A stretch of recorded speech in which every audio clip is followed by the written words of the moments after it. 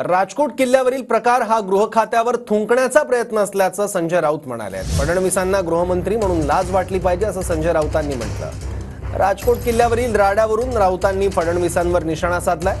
पोलिसांवर फक्त हल्ले करण्याचं शिल्लक राहिलं होतं असंही राऊतांनी म्हटलंय.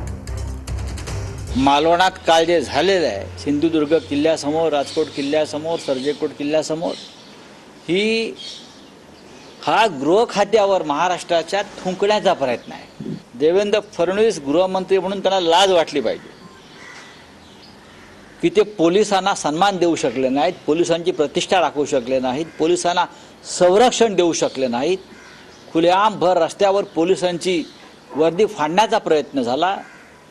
फक्त आता पोलिसांवर तिथे हल्ले करण्याचंच बाकी होतं.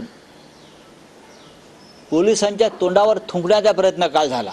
इथे INS विक्रांत युद्धनौका आमची, त्या युद्धनौकेच्या व्यवहारात सुद्धा वाचवण्याच्या नावाखाली भारतीय जनता पक्षानेच पैसे खाल्ले.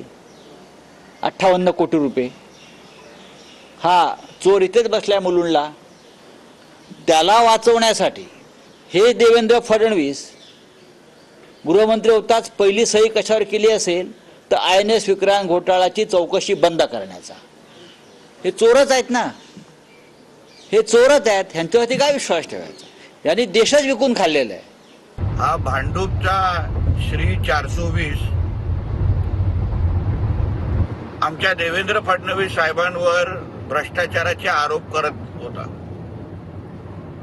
स्वतःच्या कुटुंबाचं नाव खिचडी घोटाळ्यामध्ये बरवटलेलं आहे. पत्राच्या मध्ये मराठी माणसांचं घर खाऊन ह्यांनी ढेकर पण घेतला नाही आणि हा देवेंद्र फडणवीस साहेबांवर भ्रष्टाचाराचे आरोप करतो.